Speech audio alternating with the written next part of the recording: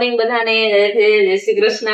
300 બધા જાય છે. ધમુ બેને હે ને હવારમાં ધમુ બેને લોક ચાલુ કર્યો પણ કઈ બોલ્યા નહીં પોતે, એટલે મારે બોલવું પડ્યું. અટાણે કેટલા 7 વાગ્યા આપણે મંજવારી પોતા ને એવું બધું કામ હાલે.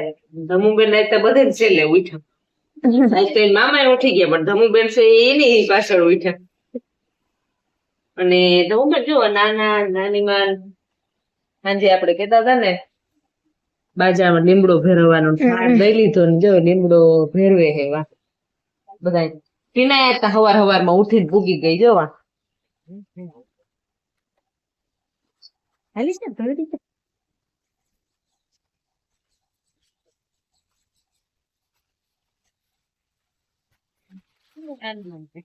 હાલો જલ્દી ઓલા બાજરો ભર્યો છે, લીમડો નાખી ખાર દેવાઈ ગયો છે અને હવે ભરી લઈ બાજરો અને પછી મૂકી દઈ. પછી વરસાદ ની ટીમ થઈ ગઈ છે ને કે અહીંયા રખાય નઈ. આંબાલાલ અગાસી દીધા રાખે છે. આમાં ટીના બેને આઈ બેઠા બાજરો ભરવા લાગે. ધમુબેન કેવા કામના પોતા કરવા માંડ્યા. ઉઠા મોડા પણ કામ હાવ ફટાફટ બધું કરવા માંડ્યા. કાં ધમુ હાલો આપણે હે ને જવાનું હે કપડા ધોવા.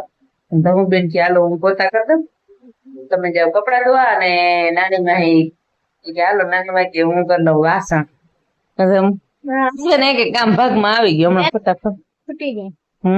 ભાગ પાડી લઈને કા નથી તો જાને કપડા ગોતે હે જાઉં નાવા પણ બધી સહનજીને આખી ભીંજાડી દીધી છે મને. પણ તો એ નાયારી ગરમી આખો દિવસ કાલના આંગણ છે. અત્યારે જો પોણા 9 થવા આવ્યા, કપડા ધોઈ લીધા. હું તો કપડા ધોઈ પછી નાઈ એટલે કપડા ધોઈ એટલે પાછા ભીંજાવાના જ છે. અને કપડા સીનાઈ ઉડાડ્યું પાણી હવેડામાંથી એટલે હવે નાઈ આવી પછી બપોરની કઈક રસોઈ બનાવી દીધા. હા બનાવો હવે ખાઈ ખાઈને થાકી ગયા. બનાવી છે. હા એટલે હવે કઈ નવીન બનાવી ખાઈશ અને રોટલા સાદું સાદું બધું બનાવ્યું. બેન તો હે ને નાના વાઈટ જોતા પણ નાના ના આવ્યા. હવે તો આવી ગયા જો કે આખણે આવ્યા જ છે ટેક્ટર રાખી. પણ એ કે હાલો આપણે ખાવા માંડીએ, આપણે ભૂખ લાગી. જો કેવાનું શાક છે તમે બેન?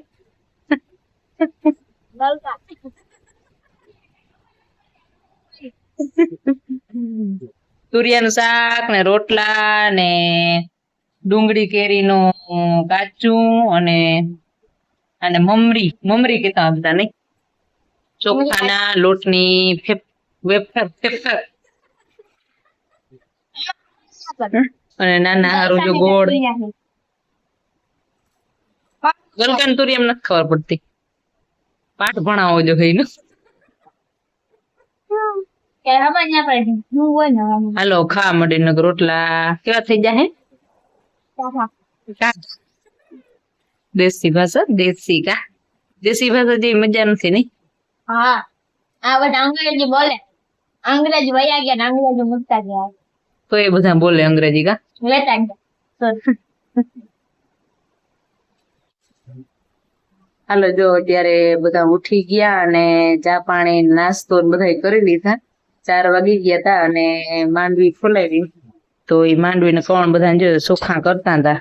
માં ને હું ધમુ તો ભેગી ગુલ્ફી ખાઈ, નાના લઈ આવ્યા ગુલ્ફી થી વળી ગુલ્ફી ખાઈ.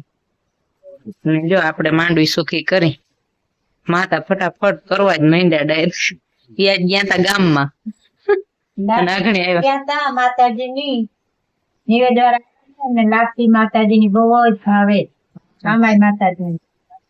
આજ સોમવાર હતો મળક હે ને મલ્લક હતા. આમાંથી જો ફાયડું ને એવું બધું આ ગોગણા ને ફાયડું ને એવું બધું વીણી હે એમાં અને ચોખા કરી. હજી તો આ શરૂઆત કરી અમે, હમણાં બધે આવવા જવા જતા કા. એક દી જાય ને એક દી લુગડા ધોઈ, એક દી જાય ને એક દી લુગડા ધોઈ. આજ બપોર સુધી તો લુગડા ધોયા ને નાયા ને ધોયા ને. અને આ જો હજી ઘરમાં બધું એમને પાથર પડ્યા છે. હજી તો અહીંયા શરૂઆત કરી અમે. લાઈટ વહી જાય ઘણી એટલે ઘરમાં કઈ ચોખા કરવા બેહાય નહીં. એટલે અહીંયા ઓહરી બેહી ને લાઈટ વહી જાય વાંધો ના આવે, પવન આવે કા. પંખો હે પણ લાઈટ વહી જાય તો ધમું બેન, પછી લાઈટ વહી જાય તો હું પાછા બાયણે લેવા ઘણી ઘણી કણારી. તમે તો ગુલ્ફી ખાતા ખાતા નીકળી જાવ બાયણે, અમારે શું કરવું? હું બેની તારી હેરસ્ટાઈલ વાળી ને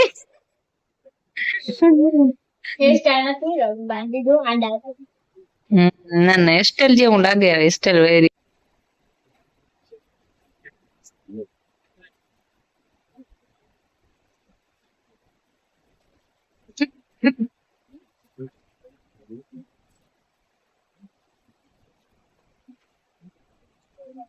હાલો જો ધમુબેન ધીરે ધીરે આયલા આવે હે, લટકા મટકા કરતા કામ કરાવે.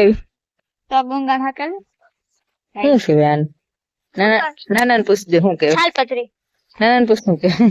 ગુંગણ. છાલપત્રી છાલપત્રી જે હોય. પત્રી કેવાય ને, વાહ હે ને એને બુંગણ કહે. જો બધા જો વાપડ્યા ને એને. આ બકાલું જો આપણે આગળના લોગમાં તમને દેખાડ્યું હતું તઈ કેવું હતું, નટાણ જો આ બધું હાવ મુકાઈ ગયું હે. ને હાલો તો હું હાલે હકેલો લાગે.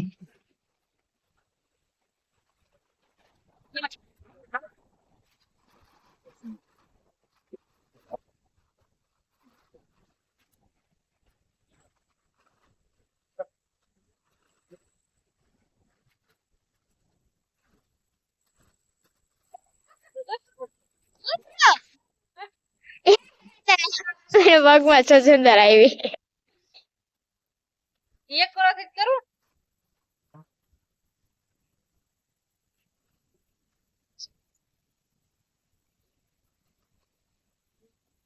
હાલો આ હકેલાઈ ગયો, હવે વાહન હકેલો જવાના છે. જો ઓલા બધા હે ને હકેલો જવાના હે. હવે ઈ છે ને ધમુબેન ને હકેલવાના હે નહીં. ધમુબેન આખી ટકાઈ જાય ને ઉપડે નહીં ને આ એટલું વજન વાળું બોલાય. હા મમ્મી ભાઈ તમને આગળ કેવી છછંદર આવી, 5 આવે તો છછંદર આવી હતી, ઠેકડો માર્યો. બાકી ધમુ આવે તો ધમુ આખી વાડી ને આડસ પાડસ ની વાડીઓ બધું માથે લે. જો છછંદર પગમાં આવી ગઈ ને આજ નાના બધું આ ખેડી નાખ્યું ટ્રેક્ટર લઈ, અને જ્યાં બધું ખેડી નાખ્યું આખું. બપોર છે ને તો બધું ખેડી નાખ્યું ટ્રેક્ટર લઈ. હજી ઓલી બાજુ છે આડું આવી જાય બધું.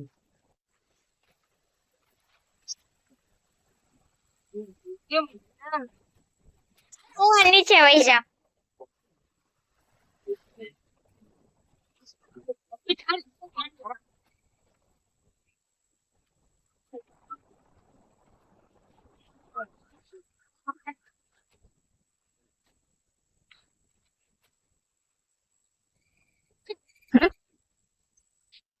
હાલો તો સાંજ પડવા આવી છે ને આપણે બનાવવાનું છે સરગવા બટેકાનું શાક, કારણ કે અમારા ઘરમાં બધાને બહુ ભાવે છે સરગવાનું શાક. તો આપણે સરગવાના છે મીડિયમ સાઈઝના ટુકડા કરી લઈ.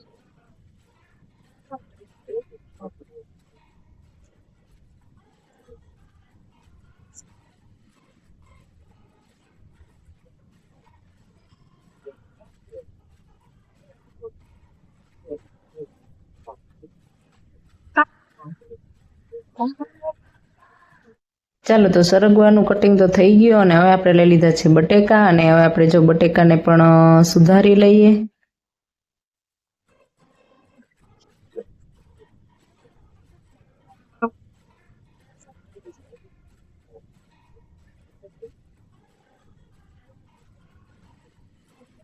ચાલો તો બટેકા તો આપણે સુધારી લીધા હતા, અને હવે આપણે સરગવા બટેકાના શાકમાં નાખવાનો તો મગફળીનો ભૂકો. તો આપણે છે ને મગફળીના થોડાક બી લઈ લીધા, અને એને આપણે ખાંડી લઈએ.